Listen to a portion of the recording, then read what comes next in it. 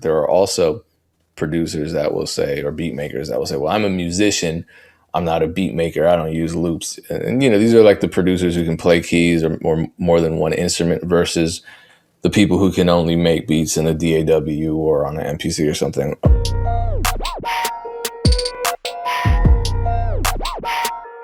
And not only did it not come to fruition, but I got clowned for it. All right, let's talk about that. What's going down? It's the Music Entrepreneur Club podcast presented by BeatStars. We're live twice a week, Mondays and Thursdays at 3 p.m. Eastern Standard Time on beatstars.live, musicentrepreneurclub.com. This is episode 106, I believe. I think that 106 episodes. Man. Nice. How are you feeling, Dame? You had some personal news. I don't know if you want to talk about it. Maybe not, but either way. Yeah, I'm feeling good. Obviously, if you watched the last podcast, the background was different. I was actually in Hawaii, and during that time, I proposed to my girlfriend. So I finally decided to grow up, and I'll be getting married sometime in the not too near future, but within the next year, I guess. So yeah, it was definitely that was my first time in Hawaii. It was cool. It was I wish I could say it was a complete break from work, but I definitely was still doing some things. Obviously still recorded the MEC podcast, but it was definitely more relaxing than being home. So I appreciated the time away, especially after all of the madness that was 1 week notice. Well, congratulations on the successful proposal and the engagement, and also growing up. Those are all three things I have yet to do. Hey, we got to sometime, man. We got to. But no, I'm super happy about it. So, just enter that next phase of my life. I'm looking forward to it. All right. Well, let's talk why you're salty since you were by the ocean for a while. Yes. So what I wanted to talk about this week, I saw NLE Choppa. I follow NLE Choppa, not because of his music. I think some of his songs are dope too, but he has this kind of awakened Choppa brand associated with what he's doing. He's like about health and wellness. Obviously, his music is very aggressive. It's street music, but he's also about health and wellness. And when I see that, I think it's really dope. And I just went to his site. The site is super clean. He's selling CMOS and a bunch of other stuff. I think it's really dope, and it's smart. I'm sure he's making a lot of money. So I'm happy to see that. I'm just a little salty because that was kind of the vision for Funk Volume Fitness, right? So when I ran the label, I started something called Funk Volume Fitness, and it was about working out. It was about your mind, and it was about what you're eating. So complete health and wellness. And I built a site, and basically the site we built it so that it automatically pulled in like stories from certain websites, and it curated some content around health and wellness. That's all the site was initially. Like going forward, I saw us, selling merchandise. And then here locally, we had on a monthly or I think weekly basis, we were doing like workouts. So I hired a trainer to just we would get together, people in the park. It wasn't that big because the artist didn't really get behind it. It was more so like a personal passion project of mine.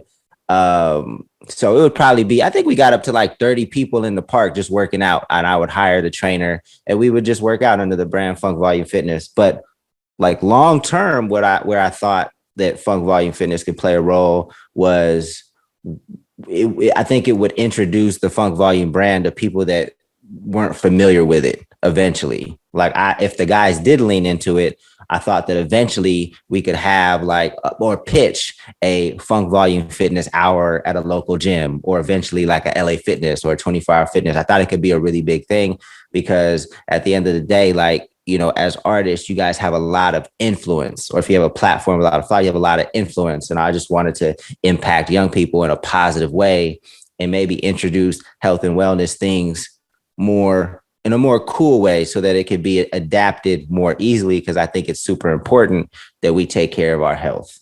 right? So this was 2014, 2015. So now when I see, and then so when Funk Volume crashed and burned, obviously Hopsin threw a jab at it and Illmind 8, and that made his fans attack me about that, along with other things. So he tried to make it seem like it was not cool, and there was a shake weight reference in Illmind 8. Yeah, I'll read And it for you. I got it pulled up. It says, "Fool, ain't nobody trying to lift weights. We just want to hit up the studio and rap and do shows, but you don't understand the culture of hip hop." right. So now that health and wellness is like a big part of, because it's not just Ace Hood, it's not just NLE Choppa. I think Styles P has a juice bar. Like there's a lot of artists that have been hip to, and I'm not saying that I was the first one, but it definitely would have been kind of been seen as like a leader, leading a lot of these efforts, because I really wanted to lean into it. So I got clowned in Illmind 8, and not only in Illmind 8, but obviously his fans hear that, and they're making shake weight comments, sending me DMs and things like that. But that was something that I knew could be like really big for a lot of different reasons. Like I knew it would be another revenue generator, and if it got big, it might even have been our biggest revenue generator, because health and wellness is a big market. But it would have allowed us to get further out of our space too. Because like some people saw us like in the strange music lane, even though we had other artists like Dizzy. I guess Jaren kind of fits a little bit into that mold, but the plan was to never get pigeonholed. And I think doing things like that are just more, I don't want to say normal, but are just more kind of mainstream, could help us like just round out our brand and introduce us to people outside of our core audience, right? So having a positive impact in the community and on young people, making more money, rounding out our brand, growing our brand, all super positive things that I thought could have been done through health and wellness. And I'm really sad that I didn't get to see that come to fruition, and that the label crash and burn before that vision was realized. Unfortunately, Hop's the kind of person that if it's not his idea, he's not really gonna support it, or not gonna, he's not gonna lead an effort for an idea that's not his. And that's unfortunate. And if you're working with somebody like that, you should probably stop working with them, because it's gonna be all bad, unless you're fine with them just having ideas when they have ideas and them only getting behind their ideas.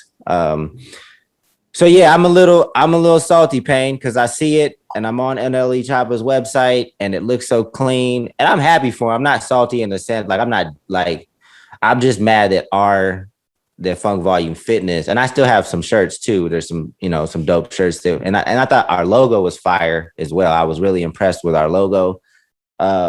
And I just thought it could have done great things. And I'm happy to see, obviously I don't think NLE Choppa knew what Funk Volume was. I don't think Ace Hood knew what Funk Volume was. I'm not saying that they took the idea. I'm just happy to see that line of thinking or that connection with health and wellness continues. So that's dope. Dame, you tarnished the brand and you started a Funk Volume Fitness. Come on now, you really think got us portraying something we really ain't? How are we supposed to be ill when you on our website with a shake weight? How, Dame? How can a rapper be great when you're over here eating carrots and Cliff Bars and doing tricep dips, wanting you to meditate and wanting you to get your mind right and seek therapy and lift weights and get your cardio up. I know that's a terrible thing. And it hits home for me because I have friends, I'm 40 now, and I have friends that have like a lot of health complications. A cat hit me yesterday or the other day and told me he needs a hip replacement at 40, because he didn't get enough vitamin D. He had a vitamin D deficiency. Wow. And this is real shit. And I think things are happening younger and younger to our community because we're not taking care of ourselves. So to not be on board with that, and not even just not be on board, but to like bash that and to get your fans to bash that, that's backwards. That's worse than backwards. And, obviously, it makes sense of why I can't work with somebody like that just views the world like that or views something like that. But anyway, so yeah, that is one thing that I'm pretty, because I was so passionate about, and I knew that it could have like a super positive impact in a cool way. Like we could have spun it in a cool way, just like NLE Chop is doing, just like Ace Hood is doing, just like Styles P is doing. Just like And there's a Nipsey lot. Hussle kind of did. I mean, a lot of artists. I mean, NLE Chop is super young. Styles P is from a different generation, but both of them, and then a lot of artists, hip hop artists in the middle of them, are starting to focus on health. Fat Joe isn't really Fat Joe anymore, for example. Scram Jones. I mean, there are a lot of people getting healthy, and I too am at the age where now I'm seeing, because when you're super young, I don't, I guess I don't, it's just, it became, I love the ill mind of Hopsin 8 because this line about the fitness is so ridiculous. How upset people were that you had the audacity to try to suggest, healthy alternatives to, neglecting your own health. But it almost became a generational thing. It's like, look at Dame with his old man shit trying to get us to eat our vegetables. You know what I mean? And then inevitably, everybody is Hopsin in his 30s yet? Oh, hell yeah. Okay. He's in his late 30s. I think he's like 36, so like 35, 36. Okay, Yeah. so he and I are like around the same age. So inevitably what happens is when you graduate from your 20s, you go into your 30s, and then 40 is next. And I've Yeah. had friends and mentors and predecessors and legends just dropping dead left and right in their 40s and their 50s, or experiencing all types of health problems from preventable illnesses or diseases, or just lifestyles that aren't healthy. So I don't. Yeah. It's weird that it was ever one of those things that was culturally. I don't know. Rap. The culture is changing, I don't and even think it was like, I think it was our culture. I think it was like, our fan. I mean, and, artists have a ridiculous amount of, you know, influence.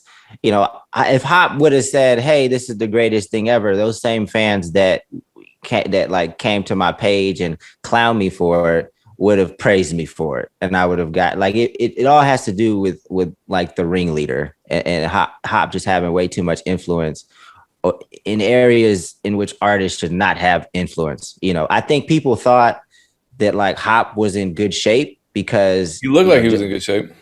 yeah, he wasn't. He always had a cough, some random cough. That's from So he was touring, man. no, even out. We didn't tour that much. Like we really didn't tour that much. Like over the course of 8 years, Hop went on 3 tours. Like we really didn't tour, and then we had shows that, like, we didn't do. Like he hated the tour. Like he didn't like. Yeah, because you tour. get sick every time you tour. But even outside of that, like he didn't. Okay. He just had. Yeah, I don't know. I know that every time I tour, I get sick. He has great gene. Like if he did work out, like he would always have his shirt off, but like there's nobody else in the video, so you can't really see how. Like Hop probably weighs 30 pounds less than I do. Like he's a pretty frail cat. So it could have benefited him to lean into it. And, it would have been a way to bring my brother into the fold, because he's all about like health and wellness, and he's into meditating, and he's running and pull-ups, and he's a hardcore vegan. Like it just would have been dope all the way around. But the larger lesson to pull from this, as I'm on NLE Chopper's site, like he's selling sea moss and chlorophyll and detox tea. I just think that's super dope, especially somebody like him that's more from the street culture. For him to do that, I think is awesome.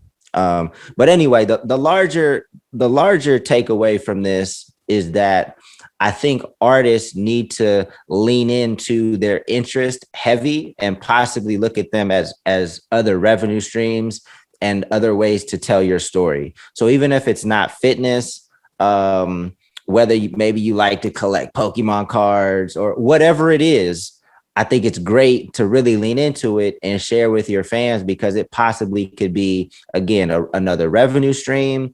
It's just another way to help tell your story. It just grows your brand overall. And it might, for those people that are part of your fan base, it just maybe connects with them on a whole nother level and they'll become even more of a super fan.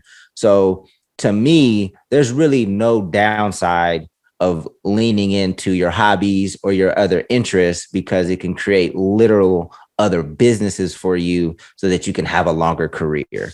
And that's not corny. That's not stupid. That's extremely smart. So that I think is the larger takeaway from me, admittingly being a little salty that Funk Volume Fitness never got to where I thought it could get. Nor did Funk Volume in general, but Funk Volume Fitness could have been a really dope add-on to what we were doing. Well, speaking of ridiculous debates, I think the anti-fitness, anti-wellness versus the fit/well debate. I mean, it just sounds stupid, but we have it all the time. I mean, remember when Michelle Obama had that whole initiative with like putting carrots in school lunches or something, and people were outraged. You get your filthy hands out of my kids' grilled cheese and square pizza. You know what I mean? I'm sorry for doing that accent. That's not. There were people from all over the country that were idiotically reacting to that. But I mean, it exists as a stupid debate. There are people that do take pride in just being incredibly unhealthy, and it becomes like this tribalism mentality where it's like, I'm from tribe Doritos over here, so I see you over there doing pull-ups. Fuck you. Yeah, and we're losing our hip hop legends early. A lot of them because of their lifestyle and their health choices or unhealthy health choices. I hope Bismarcky is okay.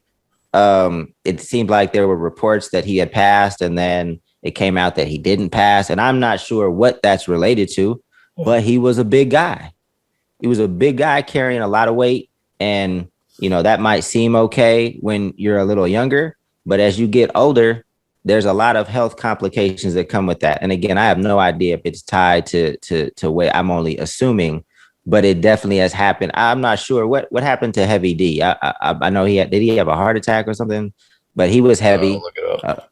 Big Pun, he was extremely heavy. Like a lot of these early deaths are due to poor health choices. I know DMX didn't always make the right health decisions. So it might be funny to laugh at now, but as soon as your favorite rappers turn 40, turn 50, it's gonna be real. Yeah, Heavy D was only 44. Why did I think he was older than that? He died of a pulmonary embolism. So whatever that entails, I don't honestly know what the causes of a pulmonary embolism are.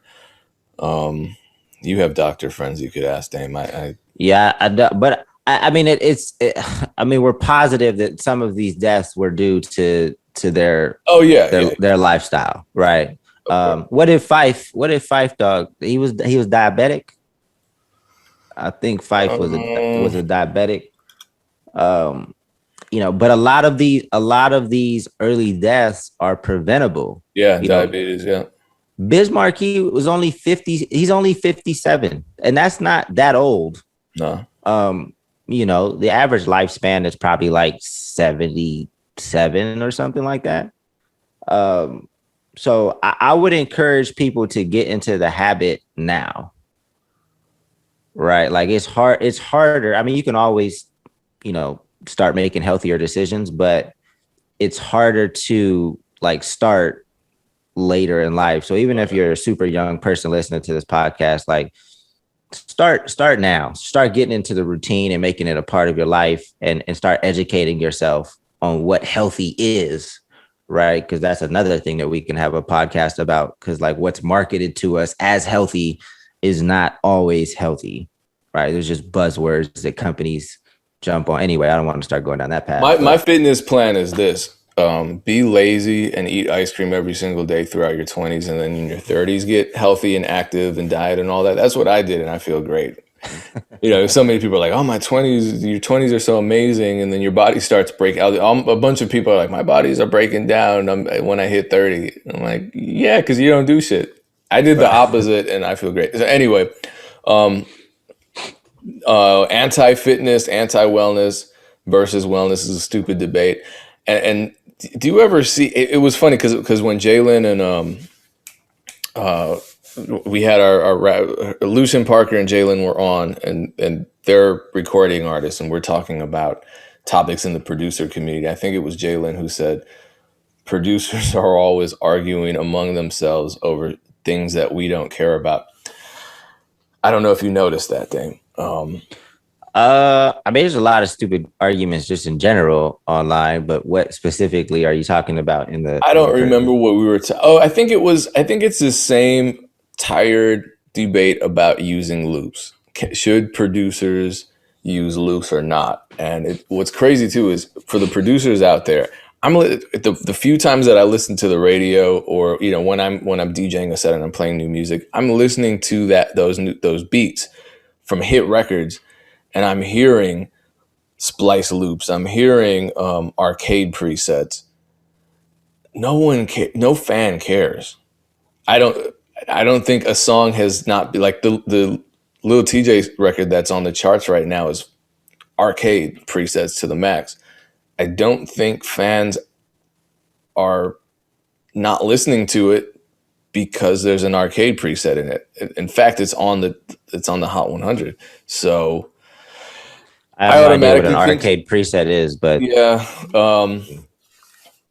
But if we looked for some kind of similar situation, I don't know. I don't want to compare it to ghostwriting. I'd more compare it to like maybe co-writing in rap, and you just kind of think, everybody to some extent is not everybody, but a lot of people are getting some kind of co-writing help. If you're in the studio with a bunch of people and you're writing, and it's your peers and it's other artists, you might be co-writing hooks, you might be going back and forth on lines, whatever the case is. But there's this, even I think, sillier subtopic of this whole producers who use loops versus producers who don't use loops debate. And it's kind of the musicians versus the beat makers. And we hear this all the time. There would be people that say, I'm a producer, not a beat maker. But there are also producers that will say, or beat makers that will say, well, I'm a musician, I'm not a beat maker, I don't use loops. And these are like the producers who can play keys or more than one instrument versus the people who can only make beats in a DAW or on an MPC or something. And my gut feeling is that this is a newer fight because I don't think Marley Marl and like DJ Premier were fighting with other producers during the first decades of their careers over who can play an instrument better. I think they were just they're greats because they make great beats, not because they play 10 different instruments. I feel like this conversation mirrors the is hip hop music or not debate that's been going on forever, and that's popularized especially by like white conservatives who just want to disrespect hip hop on the basis of it being a black art form, among other things. And so it strikes me as elitist and kind of a little Eurocentric, and I hate that's being adopted by a lot of us producers. And there's always been that conversation about rap and hip hop not being real music because it's not the opera or the symphony. And I also feel like it's rooted in insecurity. Because, like, if anyone who makes beats feels the need to comment on why their process is superior to the process of other people, they're likely just frustrated at their own lack of success, and then they're taking it out on their peers. Because if I see someone making a beat with a splice loop and it's got 10 plays, do I really care that much? And I'm selling beats left and right, and I'm playing everything originally on the keyboard, and I can play guitar, and I can play flugelhorn and oboe and all this other stuff. do I really need to take time out of my day to point out that I'm a superior musician to this obscure producer who used a splice loop and fix my face and my Twitter fingers to say, well, this producer is clearly inferior. And no, I don't. The answer is definitely no. And I'm not tying this person into anything I just said other than what I said or what he said to me. And it was this ongoing Twitter debate about producers who use loops and real musicians. And I just want to read a part of his tweet that said, the fact is, people always love throwing the F word around. The fact is, using loops is exponentially easier than commanding an instrument for years. That's undeniable. I think it's absolutely deniable. Because from the jump, claiming that mastering an instrument is superior to mastering a DAW is just a weird assertion because one, who cares? Two, it's a challenge to learn an instrument. And it's a challenge to learn a DAW. Not everyone can master an instrument. Not everyone can master a DAW. I honestly believe that if you're making beats, it doesn't matter if you master an instrument or not. It's not a prerequisite to making great music. Well, let me play devil's advocate a little bit and see where you draw the line and help me with my understanding of a loop. Like a loop is like a short melody that it's kind of like training wheels for making the beat. I think even training wheels is a value judgment, and it's also a weird debate when the very first music in hip hop culture was, a loop from an existing record that was outside of the genre. Okay, so but basically a loop is a short. What would you call it? Like you get the melody, like you take the melody from the loop and you just build on top of it and create a more full beat, right? I think in the modern sense of the word, yeah, where a loop is a pre-made melodic sequence that can be repeated. Okay, so let's just say that this advances further, which it already has, because we've had people on the MEC to talk about artificial intelligence, right? What if somebody creates an algorithm to the point where now, like, you just press a button and the beat comes out? And they haven't gotten to the point where you can press a button and the beat comes out and it's ready to go. But I mean, I guess you can use them, but they're not that good of beats. But it's going to get better, right? Like the technology is going to get better. And at some point, we're going to push a button and artists are going to use that beat as is. So if I do that, would you get upset? And if it starts being like, that's how artists start making music.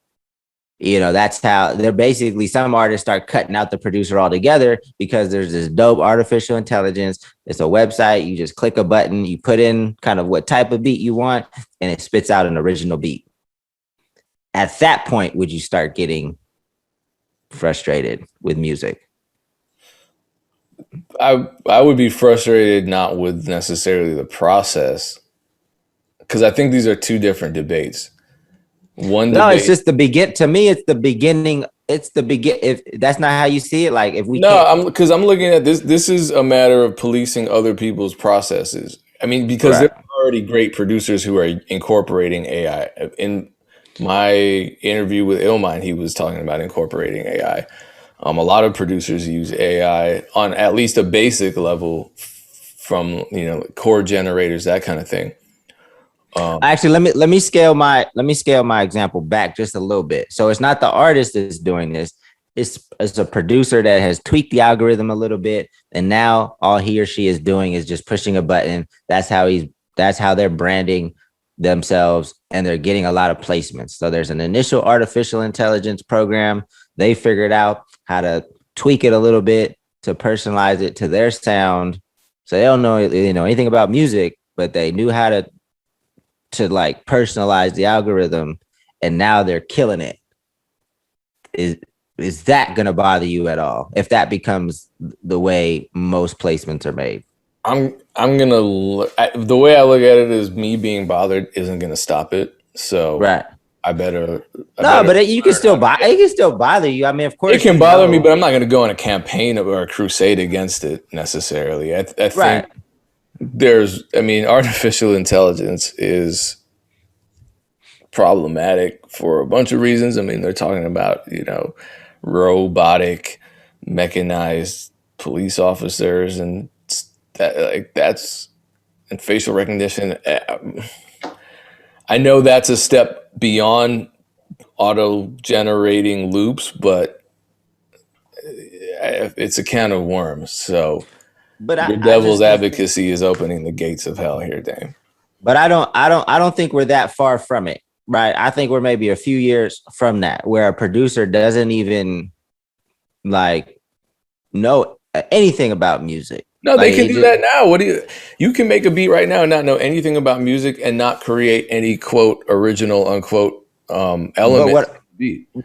but you still have to open up your program and things like I'm talking about get to the point where it's just push a button and we're good to go. And of course, like, you know, I wouldn't go out, even if I'm against something, it's gonna have to be something I really feel passionate about to even tweet about it. Like I think there's always gonna be a lane for people that know music, like they really know Yeah. music, because I think there's going to be artists that really care about that aspect of the creation process. And I think that's what producers need to focus on, right? Like, yeah, of course, there's going to be like this, microwave community that makes some great music and sells a lot of, gets a lot of streams, sells out shows, things like that. But I think there'll always be a lane for people that really appreciate music, understand music. So I would put way more energy into that than to knocking how somebody else, creates their art. Um, Yeah, ultimately, that's ultimately what I'm saying. yeah. I mean, so here's just my thing in general about Twitter. Like, there's literally every opinion on Twitter. Like, literally every opinion, and I think a lot of times what we do is we find like the random group of, it might be a small random group of idiots that have the same thought process or same opinion. And then we say everybody says, when it's really just a very small minority of people. We just happen to see those on Twitter because maybe we clicked on something and just, or that's the way these algorithms work. Like we start to see things more and more because of certain pages we liked, or, some content that we interacted with, and we think things are more prevalent than they are. We really don't know until you do more research how prevalent that opinion is. Um, so yeah, I hope this is not something that's really like super prevalent in the producer community. Cause like I said, you just focus on your clients that care about what you do, and the other stuff, you can't stop it from bothering you though. Like, Yeah, I mean, you I can. guess you maybe I'll get to a place where the health and wellness stuff that it reminds me of a lost opportunity. I can't not. I mean, I don't sit here just dwelling on it, but when I see it, I'm just like, damn, we could have done a lot with that. Yeah, but It if you're doesn't. healthy enough and you meditate the right way, you'll forget all about funk, volume, fitness, and about producers using loops and artificial intelligence, and life is good.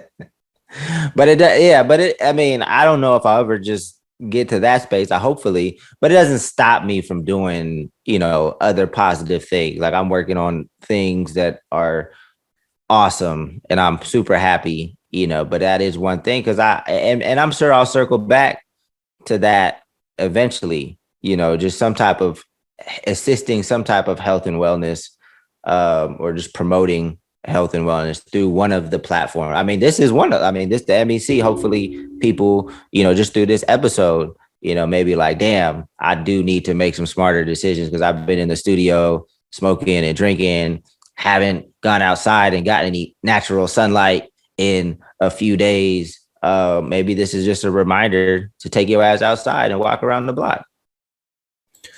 Yeah, walking is fun. Being healthy is fun. Making beats with loops is fun. Learning an instrument and making a beat with original instrumentation is fun. And then not being a asshole on the internet is also fun. It's just a waste of energy. I can tell you that much. Uh, but yeah, so we can tie it all back in together. Make beats however you want to make beats, and stay healthy so that at the end of the day you're so exhausted you don't have time to go on Twitter and debate whether people's processes are valid or not according to your own experience and frustrations.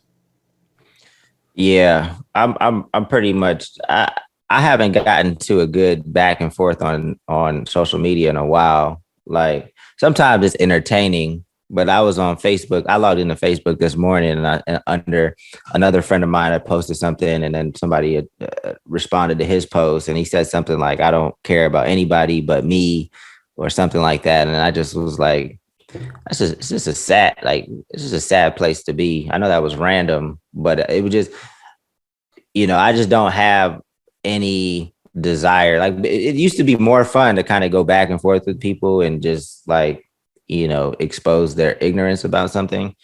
Um, but I don't have the energy for that Well, anymore. yeah, after a certain point you have to look at these folks and just say they're going through the same bullshit that they were going through 15 years ago. Because I'm sure the people that are posting stuff like, if you don't like who I am, then get out my circle. Just all those memes that basically justify whatever horrible behavior this person's perpetrating. And you can tell they just got into an argument with somebody, or someone just told them something about themselves, and then they have to rush to Facebook to post a meme to justify it, rather than just having a conversation with themselves and saying, hey, was I in the wrong in that situation? Nah, fucking, I'm posting a Bible quote that proves that I'm all good. Like that type of stuff gets really draining when you realize, yeah, the window of opportunity for you to transform your attitude is closing a little more with each passing year, just because we're But getting cemented in our ways. And it's like you said with the fitness, let's tie it back in 360. It's like what you said, where it's hard, it gets harder to go from unhealthy to healthy and form these habits later in life. Same with mental health, same with behaviors, same with habits. It's all the same, and it gets harder each day that you don't decide to stop the bad habits and adapt healthier, better ones. it gets harder, but definitely still possible at any Definitely, still, age. absolutely, yeah. But some people just, man, like, just I think they just are want to be miserable. And like even on when I posted a picture of and I announced that I was getting engaged on Facebook, and even on that post, here comes Hopsin's fans, bro. Like, hey, did Hopsin buy you that ring or something like that? Like, bro, you're still like almost 6 years removed from this, and you're still on a post like that too. Like my engagement post, like you're still that much of either a fanboy or you're just miserable yourself. Like, why would you bring that energy to somebody's birthday or engagement or somebody's happy moment? There's just a lot of miserable, ridiculous people out there. And Can Hobson buy me a ring? he might. I have no idea. Um, um, but yeah, I mean, we could wrap it up. But hopefully, through my saltiness, like people understand what I was trying, the larger picture of what we were trying to say today. Oh, you could sell salty dame bath salts for recovery, and that can be part of MEC fitness. Yeah, not the bath salt that I think is a drug that was popular like No, not K2 or 7 years ago. whatever it was. I'm talking about like Like turning people into zombies or something in Florida. I remember the videos. They're like bath salt was going crazy for a second. No, this would be a soak. It would relieve muscle pain from using the shake weight all Man, day. so many. See, so many. Just so many. I mean, maybe the MEC should start to start selling some health and wellness products. I mean, I exercise and I like it, and I eat carrots, so I'm on board with it. It's unfortunate, man, because we also had Funk Volume in the community, and that was super dope. Because that we did like a different community service event every month for like 4 or 5 years straight. But again, the artist didn't really participate in that either. I think my brother came out quite a few times. Hop came out one time in like 4 or 5 years, and I think I drug. Jaron and Dizzy didn't live here, but I think I drug Kato and Jaron to one of them. But yeah, man. Anyway, I'm gonna get that going again as well. Working on a lot of dope things at the moment, so I'll be able to get back to this stuff eventually. You're on mute.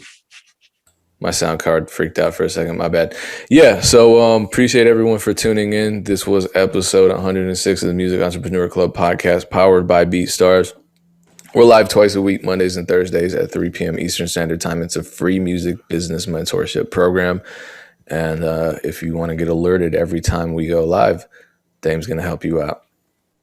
All you need to do is text MEC to 844-206-7800, and you will get a text alert right before we go live. We've been having a lot of great sessions. Payne has been bringing some guests to the table that have been dropping a ton of gems for the producer community. So tap in with us.